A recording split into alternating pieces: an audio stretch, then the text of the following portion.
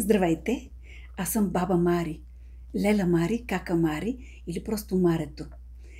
И днес ще ви прочета една приказка от Златна книга на приказките. Това е книга на издателство Колибри. Ще ви прочета приказката на Шарл Перо "Червената шапчица".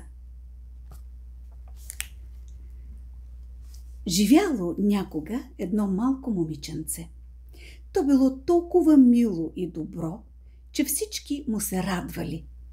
Но най-много го обичала баба му, която била готова на всичко за него. Старицата подарила на момиченцето шапчица от червена коприна и понеже тя много му отивала и то отказвало да си слагат друга шапка на главата, родителите започнали да го наричат червената шапчица. Веднъж майката извикала червената шапчица и казала: "Ето ти сладкиши и бутилка вино. Занеси ги на баба си, защото е болна и слаба. Храната ще я подкрепи. Тръгни рано, докато е още прохладно и не се отклонява от пътя в гората. Бъди разумна.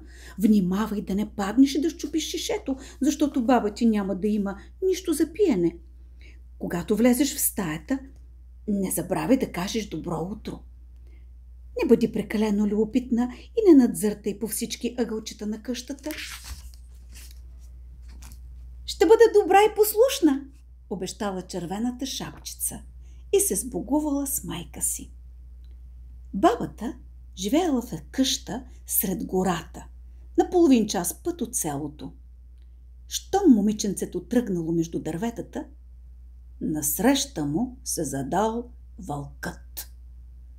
Червената шапчица не знаела, че той е зъл и лош и никак не се оплашила. "Добър ден, червена шапчице!" рекал вълкът. "Дал Бог добро, вълчо!" "Накъде си тръгнала в тази ранна утрин?" "Отивам при баба." "Какво носиш под престилчицата си?" "Нося сладкиши и бутилка вино. Вчера мама умеси и изпече сладкишите за баба, защото тя е слаба и болна. Те ще я зарадват и ще укрепят силите й."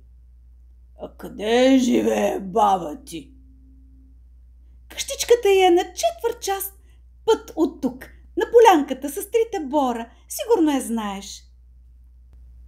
Ала вълкът разпитвал червената шапчица, защото си мислял, че тя ще бъде една хубава закуска за него, със сигурност по-вкусна от бабичката. Той решил, че ще успее с хитрост да улови и бабата и внучката. Вълкът повървял с червената шапчица и по едно време рекал: "Я погледни наоколо, мило дете, виж какви прекрасни цветя растат в гората. Чуваш ли как сладко пеят птиците? Ти така си се разбързала, сякаш отиваш до училище. А в гората е тъй красиво и приятно." Червената шапчица се огледала с любопитство и видяла как слънчевите лъчи се промъкват през клоните на дърветата и весели сенки танцуват по тревата. Навред цъфтели прекрасни цветя.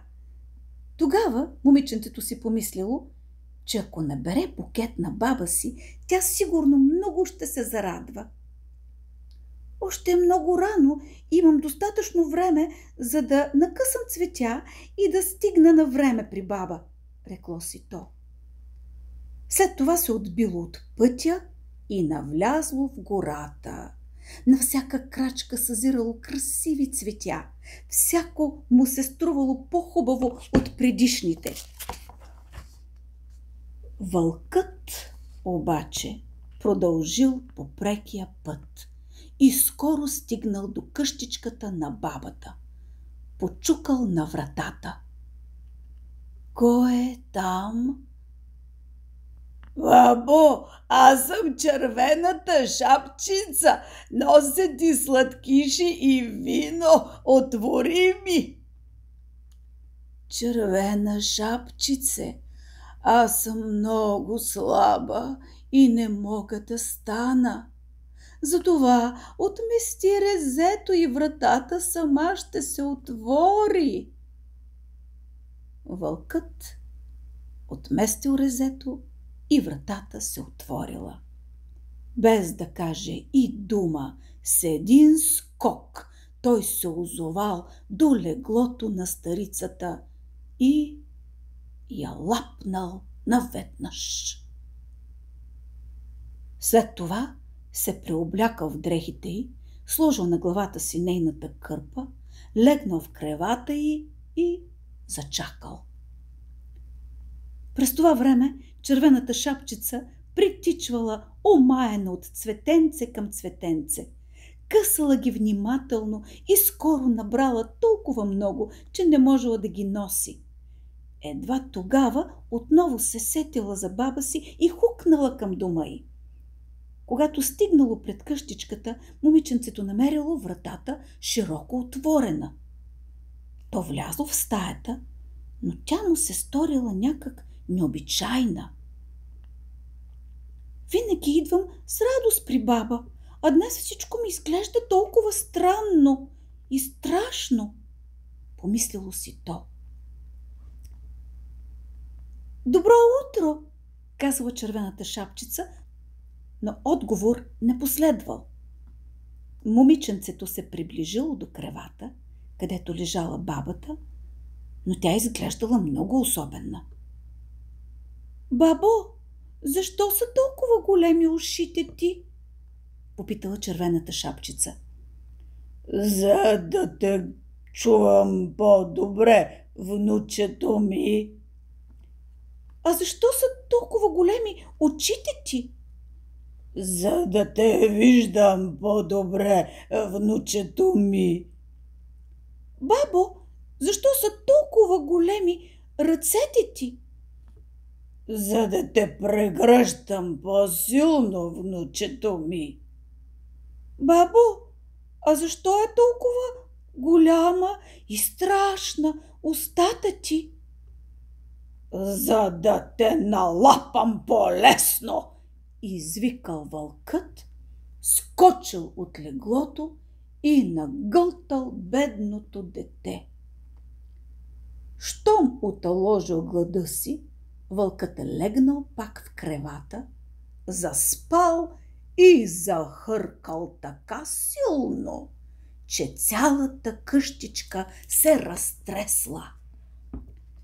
В това време покрай нея минавал ловец. Той чул хъркането и решил да провери дали бабата е добре. Влязъл в стаята и щом се приближил до леглото, видял, че там вместо бабата в него спи вълкът. Пипнах ли те, разбойнико, рекал ловецът. Отдавна чакам да ми паднеш в ръцете. Свалил пушката от гърба си и тък му да се прецели, когато му хрумнало, че вълкът сигурно е излапал бабата. Той решил да я спаси. Намерил ножица и внимателно разпрал търбуха на звяра. Щом резнал няколко пъти, видял, че отвътре се подава червената шапчица. Резнал още няколко пъти и момиченцето изскочило и извикало щастливо. Ах, колко се оплаших! Вътре беше толкова тъмно! След това излязла и бабата, която също била здрава и читава. Момиченцето донесло няколко големи камъка и бързо ги напъхало в корема на вълка. Когато той се събудил, понечел да скочи и да избяга, но камъните били толкова тежки, че той се строполил и умрял. Червената шапчица, бабата и ловецът въздъхнали с облегчение. Бабата изяла сладкишите, пинала от виното и се почувствала по-добре. Ловецът пък отдрал кожата на звяра и я занесъл на жена си. А червената шапчица се рекла. Никога вече няма да се откланям от пътя и да навлизам в гората, щом мама ме е предупредила да не постъпвам така. Разказва се още, че веднъж червената шапчица пак тръгнала да занесе сладкиши и вино на баба си. В гората е срещнал друг вълк и отново се опитал да я отклони от пътя. Ала червената шапчица постъпила разумно и продължила бързо към къщата на баба си.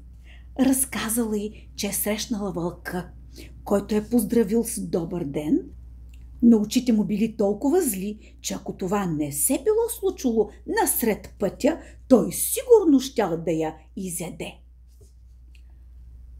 Ела, казала бабата, да залостим вратата отвътре, за да не може да се промъкне в къщата. Скоро вълкът почукал на вратата. Бабо, отвори ми, извикал той. Аз съм червената шапчица, нося ти сладкиши. Старицата и момичето обаче не отвърнали и не отворили вратата. Тогава лошия звяр се промъкнал зад къщата, покатерил се на покрива и решил да изчака до вечерта, когато червената шапчица ще се запъти към дома си. Тогава щял да тръгне след нея и да я изяде в гората. Бабата обаче веднага се досетила какво крои вълкът. Пред къщата имало голяма бъчва. Бабата казала: червена шапчице, снощи варих в един казан наденица. Вземи ведрото и излей водата в бъчвата отвън. Момичето веднага свършило тази работа. От бъчвата се разнесла силна миризма на варена наденица и щом вълкът е усетил, устата му се напълнила със слюнка. За да види откъде идва апетитната миризма, той проточил врат, но загубил равновесие и се плъзнал по наклонения покрив. Цопнал в бъчвата и се удавил. След това червената шапчица се прибрала в къщи и никой не й сторил нищо лошо по пътя. До следващия път.